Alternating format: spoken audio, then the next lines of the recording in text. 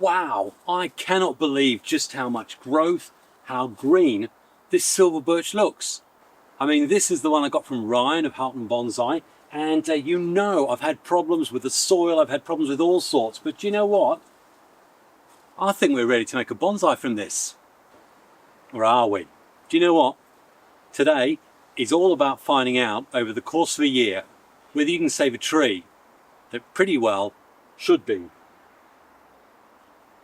dead. To find out what I'm talking about and what I'm going to do with it, well, better keep watching, I suppose, because the only smile going on right now is yours.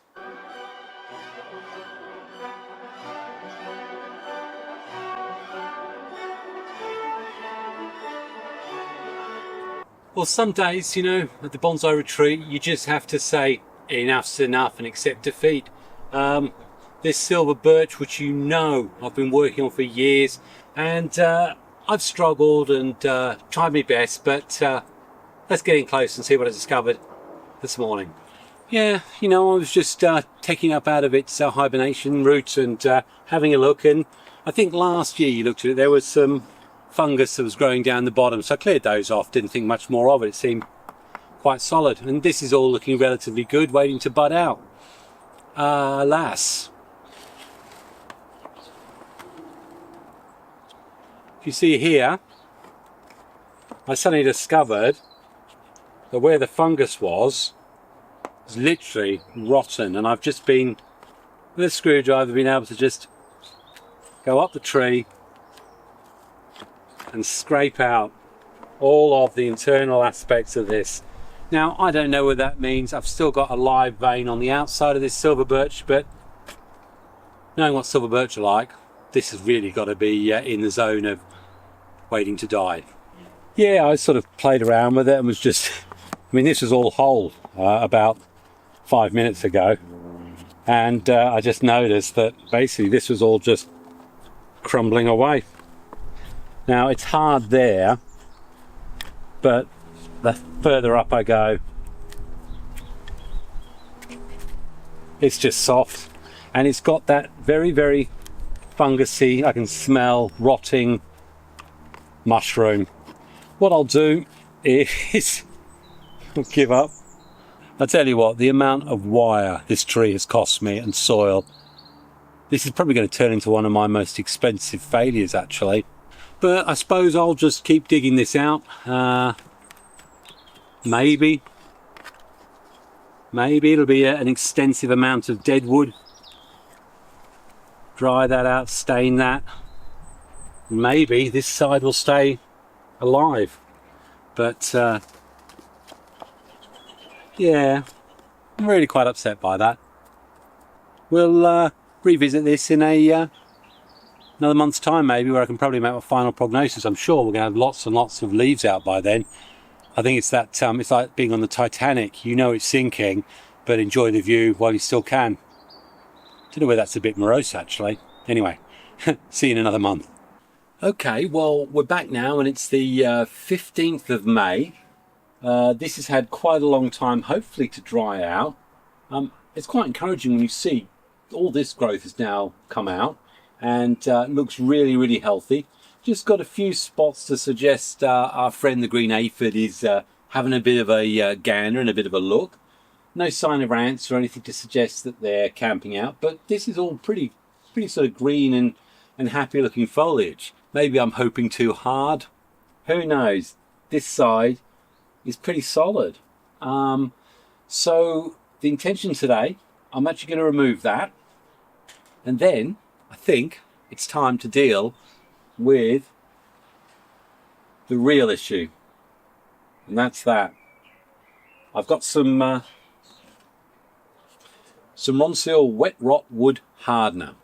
I would never normally use this for doing hardwood treatment of an active bonsai tree, but something this big, it's I think it's do or die. I really want to try and put a really hard coating seal, and you'll see it all the way down here. Thankfully the fungus hasn't gone on the right hand side of the trunk, and I'm guessing that's why we've got life here. But I do notice up here on this dead part of the thing, there's a bit of fungus up here, and I'm just very aware I think we need to cut the affected limb off, and then go from there. So I'm going to continue to just work out this center column. There's still some soft material in there, and it's by no means steady in the pot. I can feel that. But basically, let's get some of this stuff off. And then, well, I don't know. Do we potentially free this up? I'm very aware that what I don't want to risk doing is, if it does pull through, that I get so caught up in this aspect that I forget that we've got wire on here and end up scarring what good stuff we've actually got. So anyway, let's get this sorted, shall we? So with the help of my my little portable handheld chainsaw, I'm going to remove this.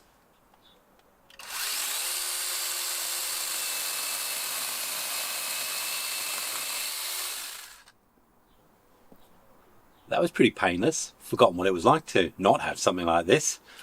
Well worth it. And my kids purchased it from Amazon as my my birthday gift. So yeah, it's already coming useful, so I like it. I mean, the wood has definitely got that, if I said a soft balsa wood feel about it, you probably know where I'm going. That's quite hard on this side, but I'm also aware it's quite pitted in terms of the depth of that flaky bark. Hard to tell.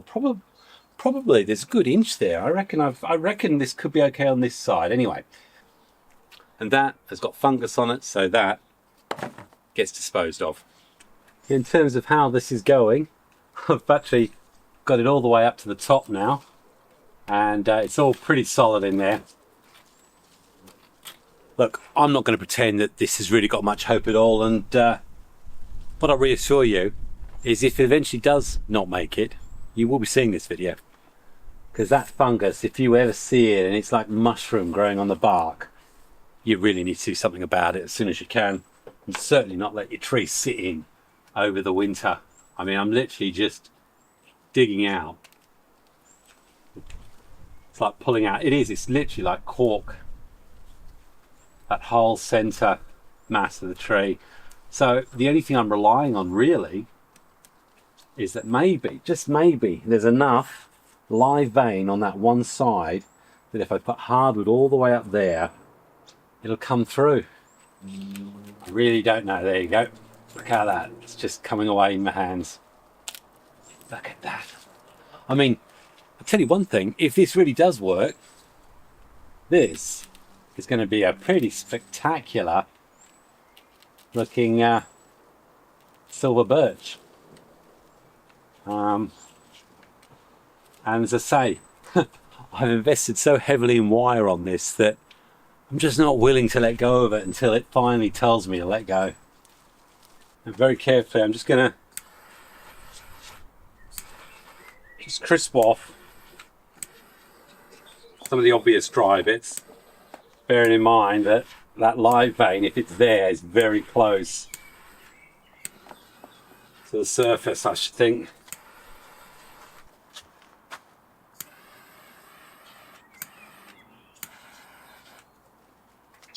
Okay, we'll get the hardener on now. So the biggest issue that I've really got is that though I've been able to dig down deep, I know there's still some damper stuff right down in probably the in the real base of that tree, and I've got a load of pumice down there, but it's whether I can stop it. That's the main thing. Just have a rag at the bottom because I've got a feeling this stuff is a bit lethal. As I say, I wouldn't normally put it with a tree. It almost smells like gosh, what is this smell? It's almost like nail polish remover or something like that. It's not acetone, but it's got that sort of... I just don't know how it's going to react with, if it has any contact with the living section of the... Well, my view is if there's a living section, it won't be able to contact this stuff. It smells lethal. I'm glad I got the flamethrower on it though. It's giving it some different colour textures, that's for sure. But I think my main concern is going to remain the base, which could continue to rot from right at the bottom. All that's going to happen next is I'm going to take the wire off and free this tree right up. It's the 25th of June now, and as you can see, I've really allowed this to grow, and it surprised me a bit because there is a lot of growth on it. And bearing in mind the damage you've already seen, and let me reassure you, what I'm looking at is showing it's still there. But maybe, just maybe, doing that hardening has worked. What I will do though, well, I'll show you now, but I'm going to put some more hardener on it and then continue to feed it. We'll see what happens. I mean, definitely if we look along the line here, what's nice to see is it hasn't got worse. And that was my biggest fear. The pumice, I think, has had a very positive effect. And clearly there's enough roots to allow, well, we're getting a lot of extensions on this as well. So yeah, I think I'll take this up to the top and whack another layer of hardener on it. Apart from that, just keep feeding it. And I think really, well, I'm not going to put wire on it. There's part of me that was tempted to whack a bit of wire, try and bring these branches down. But in this instance, I think discretion might be the better part of valor. Well, would you believe it? It's now the 25th of July, and I really can't believe the amount of foliage and growth that we've seen from literally just this one side. Now, clearly, this is an ongoing experiment, and I don't know how it's going to work out, but this is really encouraging. And there's a few of you out there saying, well, prune some. And that's when I'm going to be a bit cautionary and say, what am I trying to achieve? At the moment, all I want this tree to do is to put out loads and loads and loads of new roots. And how's it going to do that? With loads and loads and loads of foliage. Does that mean it may well put me back in terms of development for a bonsai? Yeah, of course it will. But right now, this has one aim only, to live. So we want to feed those roots. We want to keep it happy. All I really need to do today is, I tell you what, I'm giving it a bit of a tug. I like giving it a bit of a tug, and it feels quite firm in there, to be honest. So that's a positive thing. All the healthy, I mean, there are a lot of healthy growth on there. Looks good. That tells me a good thing. And mainly when I was looking down the side here, it's dry. And what I was worried about was that we would have more soft areas. And there's a few bits of bark, but that was, I think, the existing areas. But most of that is pretty hard, actually.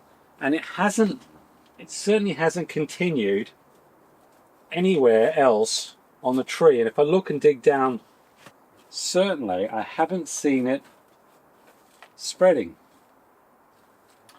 So, in this instance, I'll continue to take away any of the dry material. It is hard, but I'm going to give it another coating of the wet rot wood hardener. Ronseal does exactly what it says on the tin. So I'm going to keep doing this, and fingers crossed, when we come back to this in maybe 2.5 months time, it'll still be going well, and I'll be able to do a bit of pruning for 2026. Well, here we are. It's middle of November. The last of the leaves fell a couple of days ago. Rain stopped me from getting out here. This is probably another week or so the latest that I could do this sort of pruning that I've discovered. And hey, look, this silver birch, bit of a journey. If you have a look at it, we've got lots and lots of growth, got lots and lots of healthy buds. And overall, if you ask me whether I thought it survived that rotting process and using the hardener, I'd say, yeah, conservatively, it looks like it has. I mean, if we give the trunk a shake, it's really quite solid in the soil. And if you compare that to a year ago, 18 months ago, I think when I did the shaking, I did it very gently. If we have a look actually within the area that I've put the hardener on, I put 2 coats of hardener. I'm not happy. We have had a lot of rain, and I should have got this under some protection earlier. That's going to happen now. I do want to protect it a little bit, There's loads of soil. I'm more than happy that it doesn't need to be barraged by loads of water and rain, and that's only going to make that rotting worse. I need this to dry out again, and hopefully I may even get another coat of hardener on at some point through the winter. But initially, bearing in mind at the beginning of this video I was truly expecting this to be dead by now, I'm going to go ahead and assume that we're going to be set up for repot in spring 2026. But what do I need to do? Well, truthfully, I love saying that, don't I? Truthfully, like I'm going to lie to you. All I'm going to do is cut back to just a few buds. And the reason why I want to do that is because, one, it's going to make it a lot easier and more manageable to do that repot. Yet to decide what it's going to go into. I may even build a box for it, actually. Anyway, we're going to do a little bit of pruning back here, and I'm probably going to stay longer than I need to, but bear in mind this is as far as it's coming out here. Probably cut that right back, and as I say, this shouldn't cause any problems at all. We've actually got buds further back here. Gosh, I just felt the first few drops of snow, which tells you we've definitely got winter coming 2 or 3 weeks early this year. Now I know this is unfortunately this is just too heavy for my to be lifting up to my blue background, so I appreciate you probably can't see, but all I'm doing is just tracking back to see healthy buds, and whether we've got any there. We've actually got a long length here where there is no healthy bud at all, which is a bit of a shame. So we'll cut right back and hopefully we'll get something further back, and that's all I'm going to do. In fact, going back really to just 2 effective buds. And in terms of post care, I will indeed put just a little bit of wound sealant on the ends. I'm doing everything I can, being very overprotective of this, to just see whether or not we can keep it going and actually get it through a repot next year. So there we go. Let me finish clipping that up and then final few words, I think.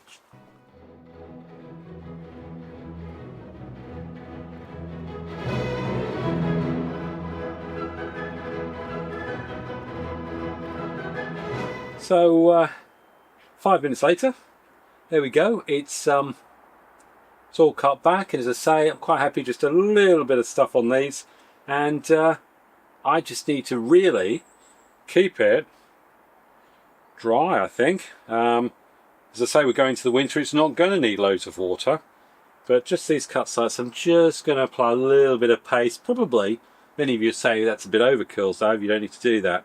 But my view, it was already a struggling tree a year ago. It looks like it's put in the first big steps to hang in there and try and create something for me. So let's do everything for it. Now clearly this has got a long way to go. I still haven't guaranteed it's made it, but I'm really confident that when we have a look at those roots in April, that I'm going to have a success story. Now I did think about waiting until April, doing the whole lot in one big go. But you know what? I'm a bit of a tease really, and we've seen this journey. It's a bit of something to keep you going through the cold winter and prep you ready for maybe another month time. I don't know when I'm going to put this out, and see whether or not all that work has been worthwhile. I'm really, really curious to see exactly what sort of roots we've got down there, and as I say, whether it's been worth the effort. And I think I'll say this again. If you've got a tree that you really, really want to persevere with, don't be put off by rot. Don't be put off by that. I think look out for it early. And in my case, if I'd seen the mushrooms, which I had 2 years ago, maybe it wouldn't have got as bad as it has. So it really, really does hone the point that during the winter and the rains, you still need to get out there. You still need to check your trees, especially as you've got them down low on the ground. As for this silver birch, well, I think this is going to be part of a much longer and more interesting story. And if you want to be part of that story, well, you know what you need to do. Hit the subscribe button, bell notifications. Certainly, if you want to see me pulling this out of this pot and showing to the world exactly how successful or not it's been. So apart from that, look, that's a great video that shows the really early stages of when I got this silver birch. Give you a bit of history. Apart from that, happy bonsai and God bless. Cheers.